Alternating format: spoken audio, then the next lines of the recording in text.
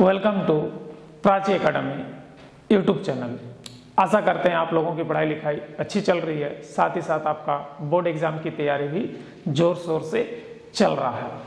आप लोगों का कमेंट था कि 10th का फिजिक्स का वीडियो डालिए, तो चलिए आप लोग के कमेंट पर ही फिजिक्स का वीडियो लेकर के आ रहे हैं, जिसमें से हम लोग आज इलेक्ट्रिसिटी चैप्टर को स्टार्ट करने जा रहे हैं। तो इलेक्ट्रिसिटी चैप्टर में हम लोग स्टार्ट करने से पहले सबसे पहले हमको चार्ज को जानना पड़ेगा। तो व्हाट इज चार्ज? तो चार्ज जो होता है मैटर का एक प्रॉपर्टी है जो हमारा इलेक्ट्रिकल फील्ड और मैग्नेटिक फील्ड को क्या करता है, प्रोड्यूस करता है। मैटर, कोई भी मैटर का क्या होता है, प्रॉपर्टीज होता है जो इलेक्ट्रिक फील्ड और मैग्नेटिक फील्ड को क्या करता है, प्रोड्यूस करता है। इसी को हम लोग क्या कहते हैं मेरे भाई, चार्ज कहते हैं। तो इसका डिफिनेशन क्या हो सकता है? It is a properties associated with matter due to which it produced and experienced electrical and magnetic effect। मैंने इलेक्ट्रिकल और मैग्नेटिक इफेक्ट को क्या करता है, प्रोड्यूस करता है। ये किसी भी मैटर का क्या होता है, प्रॉपर्टी होता है। इसी को हम लोग क्या कहते हैं, चार्ज कहते हैं। आप ध्यान दीजिएगा, चार्ज की अगर बात करें तो सबसे पहले एटम में आना होगा। बिना एटम का चार्ज के कोई भी मैटर अगर बनता है तो वो एटम से मिल करके बनता है। एटम से मॉलिक्यूल, मॉलिक्यूल से कंपाउंड, कंपाउंड से हमारा मैटर बनता है। तो सबसे पहले अगर चार्ज का बेसिक चीज को समझना होगा तो सबसे पहले एटम को समझना होगा। तो एटम को समझने के लिए, तो एटम जो होता है इलेक्ट्रिकली क्या होता है, न्यूट्रल होता है। तो इसमें तो कोई चार्ज है नहीं मेरे भाई किसी भी एटम में, क्योंकि एटम इलेक्ट्रिकली क्या होता है, हमारा न्यूट्रल होता है। ठीक है, तो अगर कोई भी एटम इलेक्ट्रॉन का लॉस करता है तो उसमें इंड्यूस्ड होता है पॉजिटिव चार्ज, और अगर वो इलेक्ट्रॉन को गेन करता है तो उसमें इंड्यूस्ड होता है नेगेटिव चार्ज। तो ध्यान दीजिएगा, एनी एटम इलेक्ट्रिकली न्यूट्रल, कोई भी एटम जो होता है इलेक्ट्रिकली क्या होता है, न्यूट्रल होता है। Loss of electron induced positive charge और gain of electron induced negative charge. तो अगर कोई एटम इलेक्ट्रॉन का लॉस करता है तो उसमें हमारा पॉजिटिव चार्ज इंड्यूस्ड होता है, और अगर कोई एटम इलेक्ट्रॉन का गेन करता है तो उसमें नेगेटिव चार्ज इंड्यूस्ड होता है। लेकिन जनरली एटम क्या होता है, न्यूट्रल होता है। यहीं से चार्ज का कॉन्सेप्ट आया। तो भाई मेरे 600 BC की बात है। एक ग्रेट ग्रीक फिलोसोफर है थेल्स, जिन्होंने मैथमेटिक्स में, आप लोगों का मैथ्स अभी पढ़ ही रहे होंगे, ठीक है, मैथ्स में थेल्स थ्योरम के बारे में। तो वही थेल्स ने एक फिलोसफी में लिखा कि अंबार को अगर उलेन में रब करते हैं, अंबार को ऐसे करके ऐसे करके ऐसे करके क्या करते हैं, रब करते हैं, तो उसमें ऑब्जेक्ट को अट्रैक्ट करने का एक प्रॉपर्टी आ जाता है। जैसे कि छोटा छोटा पेपर का टुकड़ा होता है, उस टाइप का टुकड़ा को अट्रैक्ट करने का प्रॉपर्टी आ जाता है। इसको थेल्स ने फ्रिक्शन इलेक्ट्रिसिटी कहा। थेल्स ने क्या कहा, फ्रिक्शन इलेक्ट्रिसिटी का। जैसे कि ऐसे करके बाल में रगड़िएगा ना, ऐसे करके अब पेपर के सामने ले जाइए, पेपर वह खींच लेता है। ठीक है, तो ये जो एक्सपेरिमेंट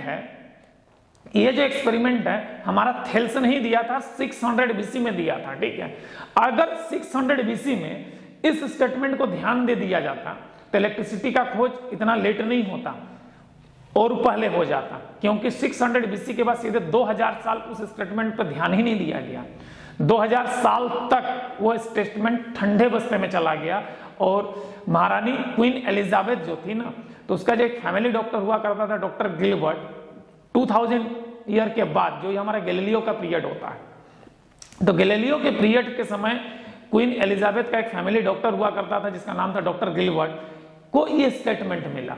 ठीक है, बर्मिंघम पैलेस में। ठीक है, ये स्टेटमेंट जब मिला तो उसको जब पढ़ करके एक्सपेरिमेंट किया तो बोला, अरे बड़ा जबरदस्त चीज है ये तो। ठीक है, तो उन्होंने इस फ्रैक्शन इलेक्ट्रिसिटी का नाम बदल करके क्या कर दिया, स्टैटिक इलेक्ट्रिसिटी कर दिया। यही से जो गैलीलियो का पीरियड आता है, इस 600 BC से 2000 ईयर बाद, ठीक है, जो गैलीलियो का पीरियड आएगा, तो उस समय ही इलेक्ट्रिसिटी का खोज हुआ, इन्वेंशन हुआ इलेक्ट्रिसिटी का। तो अगर ये डॉक्टर, मैंने क्या बोलते हैं, थेल्स का स्टेटमेंट का और उस समय ध्यान दिया जाता तो इलेक्ट्रिसिटी बहुत पहले इन्वेंशन हो जाता, इतना लेट नहीं होता। लेकिन कहते हैं ना, ऊपर वाला जो देता है समय पर ही देता है।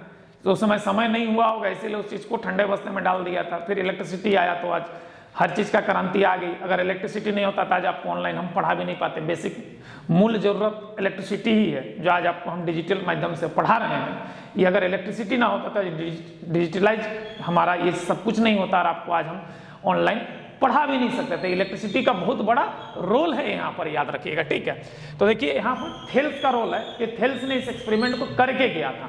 तो ध्यान दीजिएगा, in 600 BC Greek philosopher Thales observe that amber rubbed with wool it acquire the property of attracting like object like small piece of paper weights।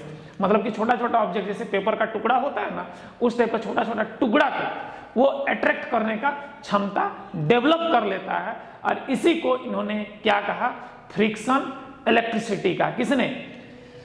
Thales ने कहा। जो मैथमेटिक्स का थेल्स थ्योरम दिया है वही थेल्स ने कहा कि इसको हम लोग फ्रिक्शन इलेक्ट्रिसिटी का नाम दे सकते हैं। लेकिन 2000 साल तक इस स्टेटमेंट पे ध्यान नहीं दिया गया, और नहीं दिया गया नतीजन इलेक्ट्रिसिटी का खोज में बहुत डिले हो गया।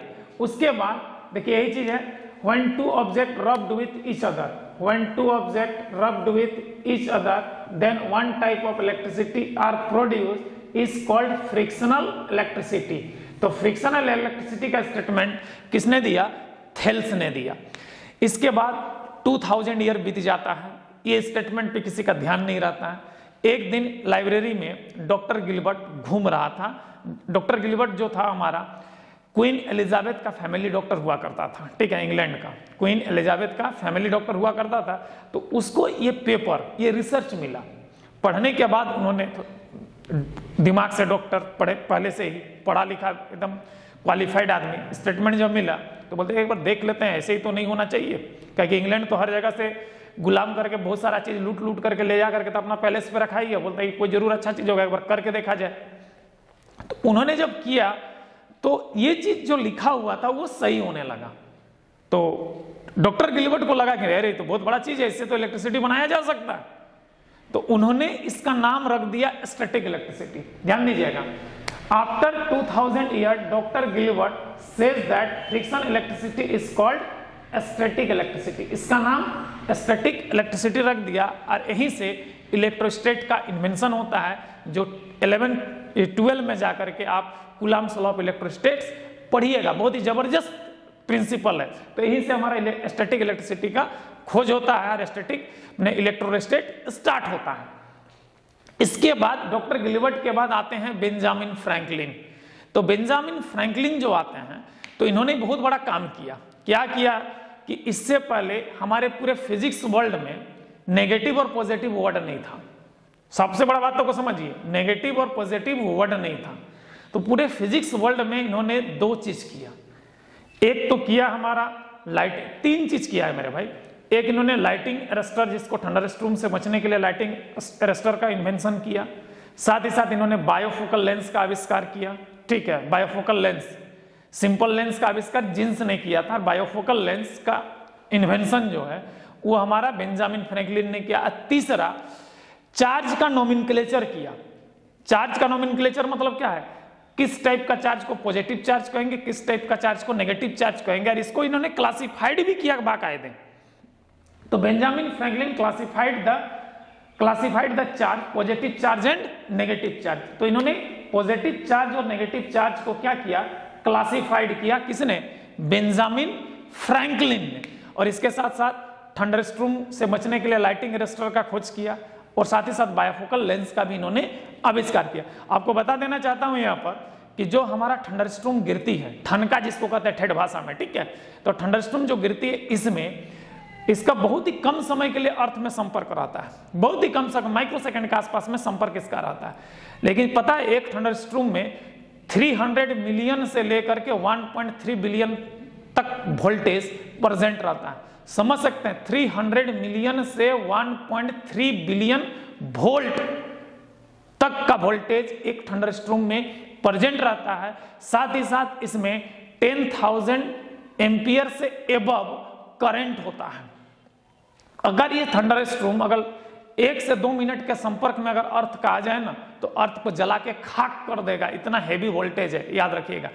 300 billions to 300 millions to 300 millions to 1.3 billion, याद रखिएगा 300 मिलियंस टू 1.3 बिलियन वोल्ट एक थंडरस्टॉर्म में प्रेजेंट रहता है। साथ ही साथ एम्पियर अगर देखा जाए तो एबव 10,000 एम्पियर इसमें करंट रहता है। इसका संपर्क जो होता है माइक्रो सेकंड में होता है अर्थ का। अगर ये 1 मिनट या 2 मिनट का संपर्क में आ जाए ना तो अर्थ को जिस हिस्सा में वो संपर्क में आएगा उसका हमको लगता है कि 40-50 किलोमीटर का रेडियस को बंजर बना देगा, पूरा आग लगा देगा। समझ सकते हैं इतना वोल्टेज रहता है एक थंडरस्टॉर्म में। अब ध्यान दीजिएगा, तो उस थंडरस्टॉर्म से बचने के लिए इन्होंने लाइटिंग अरेस्टर का खोज किया। जो एक देखिएगा बिल्डिंग में त्रिशूल जैसा लगल रहता है, जो होता है ना शिव जी का त्रिशूल होता है ना, ऐसे 3 कोना जैसे निकल वैसे लगल रहता है, वो थंडरस्टॉर्म से बचने के लिए होता है, याद रखिएगा। तो मेन जो हम लोग आते हैं इलेक्ट्रिसिटी की ओर, तो इन्होंने चार्ज को क्लासिफाइड किया कि कौन सा ऑब्जेक्ट पॉजिटिव चार्ज एक्वायर करेगा, कौन सा ऑब्जेक्ट नेगेटिव चार्ज एक्वायर करेगा। तो इन्होंने पॉजिटिव चार्ज को, ठीक है, कहा रिसिनाउस। पॉजिटिव चार्ज को क्या कहा इन्होंने, रिसिनाउस का, और नेगेटिव चार्ज को इन्होंने कहा विटिरस का। नेगेटिव चार्ज को इन्होंने क्या कहा, विटिरस का। अब देखिए ग्लास रॉड, ग्लास रॉड को अगर सिल्क क्लॉथ के साथ रगड़ेंगे तो ग्लास रॉड हमारा पॉजिटिव चार्ज एक्वायर करेगा और सिल्क क्लॉथ हमारा नेगेटिव चार्ज एक्वायर करेगा। फर और कैट स्किन को अगर एबोनाइट रॉड से रगड़ेंगे, फर या कैट स्किन को अगर एबोनाइट रॉड से रगड़ेंगे तो हमारा फर और कैट स्किन जो है हमारा पॉजिटिव चार्ज एक्वायर करेगा और एबोनाइट रॉड हमारा क्या होगा, नेगेटिव चार्ज एक्वायर करेगा। उलेन क्लॉथ्स को, ठीक है, उलेन क्लॉथ्स को अगर अंबार, रबर, सूप, प्लास्टिक ऑब्जेक्ट या लाख जिसको कहते हैं, जो नेचुरल प्लास्टिक होता है, इस सब को किसी के मैंने इन सभी में से किसी एक को अगर उलेन क्लॉथ से रगड़ा जाए तो उलेन क्लॉथ पॉजिटिव और ये सारा हमारा क्या है, नेगेटिव चार्ज एक्वायर करेगा। ये जो क्लासिफिकेशन किया भाई बेंजामिन फ्रैंकलिन, तो एगो मनोज तिवारी का गाना हमको याद आ गया, बड़ा ही मस्त फीड बैठता है इसमें। ये लड़की हाई वोल्टेज वाली करंट मारे लू, सुने भी होंगे आप लोग, ठीक है, बड़ा ही मस्त गाना है यहाँ।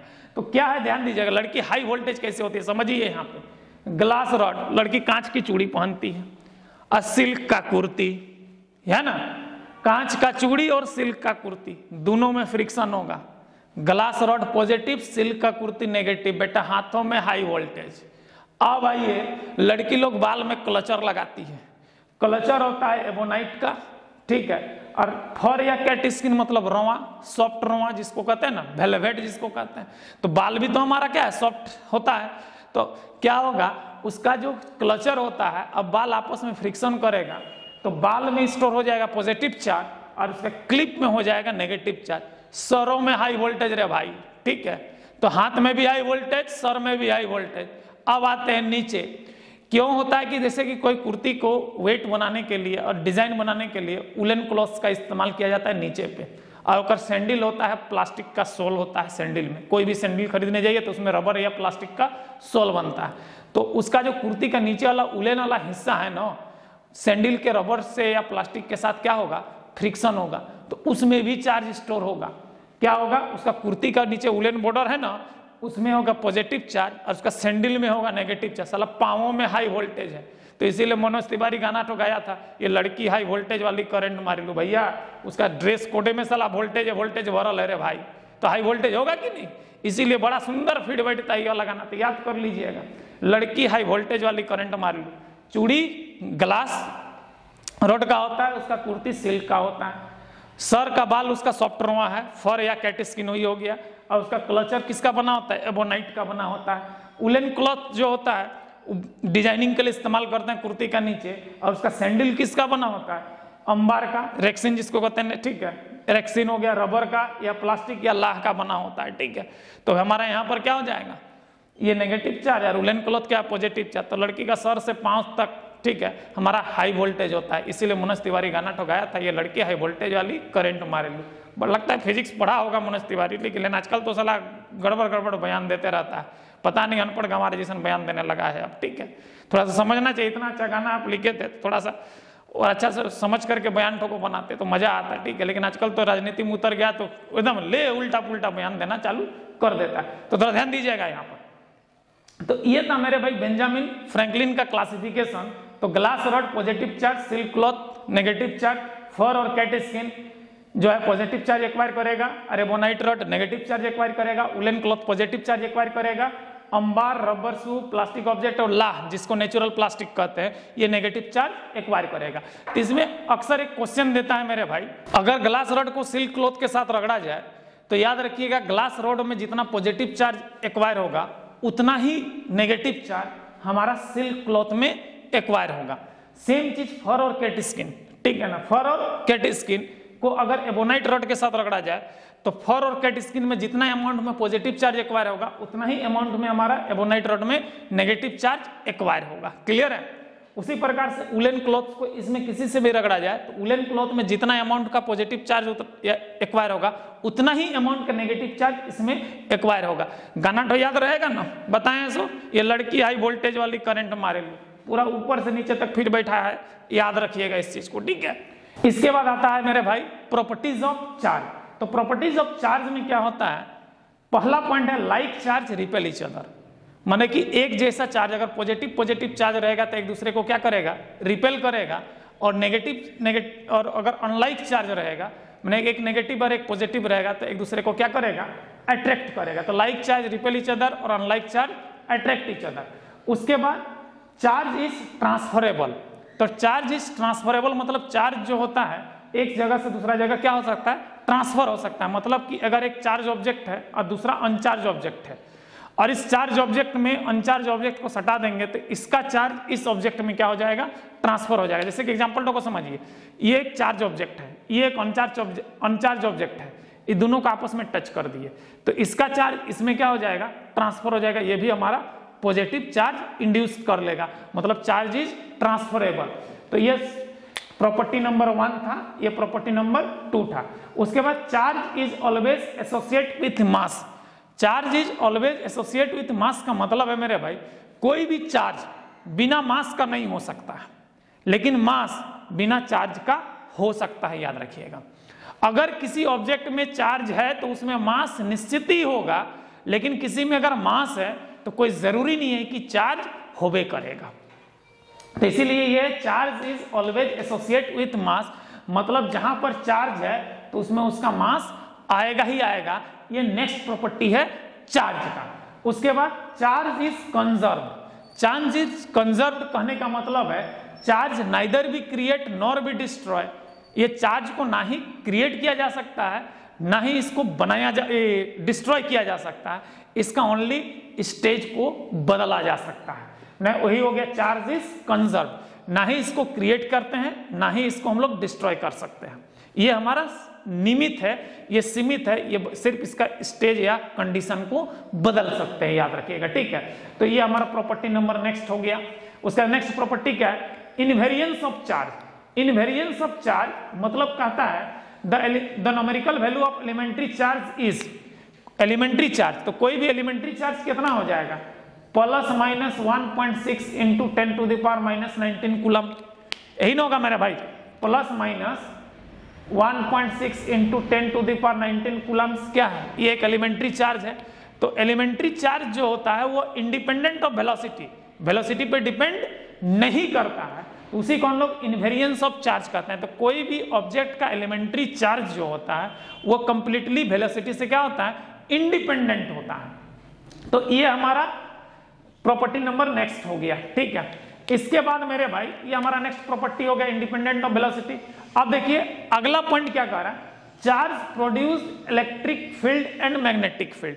कोई भी चार्ज होता है जो इलेक्ट्रिक फील्ड या मैग्नेटिक फील्ड को प्रोड्यूस करता है। तो चार्ज आपका 3 कंडीशन में होता है, एक होता है रेस्ट ऑफ चार्ज, एक होता है अनएक्सेलरेटेड मोशन ऑफ चार्ज और एक होता है एक्सेलरेटेड मोशन ऑफ चार्ज। यदि कोई चार्ज रेस्ट कंडीशन में है तो वो सिर्फ इलेक्ट्रिक फील्ड बनाएगा। कोई अगर चार्ज रेस्ट कंडीशन में है तो सिर्फ और सिर्फ इलेक्ट्रिक फील्ड बनाएगा। अगर कोई चार्ज अनएक्सेलरेटेड मोशन में है तो सबसे पहले इलेक्ट्रिक फील्ड बनाएगा, फिर वो मैग्नेटिक फील्ड को इंड्यूस करेगा, ठीक है। मतलब अनएक्सेलरेटेड मोशन ऑफ चार्ज में इलेक्ट्रिक फील्ड और मैग्नेटिक फील्ड दोनों होता है। उसके बाद थर्ड पॉइंट है हमारा एक्सेलरेटेड मोशन ऑफ चार्ज। तो अगर एक्सेलरेटेड मोशन ऑफ चार्ज रहेगा तो उसमें इलेक्ट्रिक फील्ड इंड्यूस्ड होगा सबसे पहले, उसके बाद मैग्नेटिक फील्ड इंड्यूस्ड होगा, उसके सराउंडिंग में एक एनर्जी क्रिएट होगा, और इस तीनों का कॉम्बिनेशन को कहते हैं हम लोग इलेक्ट्रोमैग्नेटिक वेव, जिसको शॉर्टकट में कहते हैं ईएम वेव। देखिए यहां पर लिख चुके हैं, इसको हम लोग ईएम वेव कहते हैं, ठीक है। तो EM wave accelerated motion of charge produce करेगा। तो ये बड़ा ही हिट क्वेश्चन है, याद रखिएगा। रेस्ट ऑफ चार्ज क्या प्रोड्यूस करता है? तो रेस्ट ऑफ चार्ज हमारा इलेक्ट्रिक फील्ड प्रोड्यूस करता है। और एक्सेलरेटेड मोशन ऑफ चार्ज क्या प्रोड्यूस करता है? तो इलेक्ट्रिक फील्ड और मैग्नेटिक फील्ड दोनों प्रोड्यूस करता है, ठीक है। और एक्सेलरेटेड मोशन ऑफ चार्ज क्या प्रोड्यूस करता है? तो accelerated motion of charge produce करता है मेरे भाई इलेक्ट्रिक फील्ड, मैग्नेटिक फील्ड और सम अमाउंट ऑफ एनर्जी। पूरा इस कॉम्बिनेशन को कहते हैं ईएम वेव, यानी इलेक्ट्रोमैग्नेटिक वेव प्रोड्यूस करता है। इसके बाद नेक्स्ट प्रॉपर्टी है हमारा quantization of charge. Quantization of charge मतलब charge present in always quantizing form, और ये क्वांटाइजिंग होता है Q इक्वल्स टू NE, जहां N होता है नंबर ऑफ इलेक्ट्रॉन और E होता है चार्ज ऑफ इलेक्ट्रॉन्स, ठीक है। तो Q equals to NE quantization of charge होता है, ठीक है। ये हमेशा एक पैकेट्स के फॉर्म में रहता है। जैसे कि मान लीजिए कि 2 इलेक्ट्रॉन है तो उसका मैग्नीट्यूड एक एलिमेंट्री का 2 टाइम्स होगा, 3 इलेक्ट्रॉन्स है तो एक इलेक्ट्रॉन का 3 टाइम्स होगा। तो ये क्वांटाइजिंग पैकेट्स है, इससे या ज्यादा ना घट सकता है ना बढ़ सकता है, में फिक्स पैकेट्स में ये आगे बढ़ते जाता है, इसलिए हम लोग क्या कहते हैं क्वांटाइजेशन ऑफ चार्ज करते हैं। अब charge of additive of charge, तो चार्ज हमेशा एडिटिव नेचर में रहता है। मतलब अगर पॉजिटिव चार्ज, अगर मान लीजिए अगर 5 कूलम का पॉजिटिव चार्ज है और -5 कूलम का नेगेटिव चार्ज है, तो इसका एल्जेब्रिक सम होकर के एक दूसरे को कैंसिल कर लेगा, और इसका जो टोटल मैग्नीट्यूड आएगा चार्ज का वैल्यू क्या आएगा? 0 आएगा। तो मतलब चार्ज हमेशा एडिटिव नेचर में रहता है, और वो भी कौन सा नेचर में? एल्जेब्रिक सम के नेचर में रहता है। मतलब अगर इसमें हम लोग प्लस और माइनस का सम करते हैं, ठीक है, याद रखिएगा। तो charge always present in additive nature. और चार्ज का जो ऐसा यूनिट होता है मेरे भाई वो कूलम होता है। चार्ज का ऐसा यूनिट क्या होता है हमारा? कूलम होता है। तो ये चार्ज का थोड़ा सा ब्रीफ हिस्ट्री था, इसको आप नोट डाउन कर लीजिएगा। आशा करते हैं कि आज का क्लास आप लोगों को अच्छा लगा। अगर अच्छा लगा है तो चैनल को सब्सक्राइब और वीडियो को लाइक जरूर कर दीजिए। जय हिंद, जय संविधान।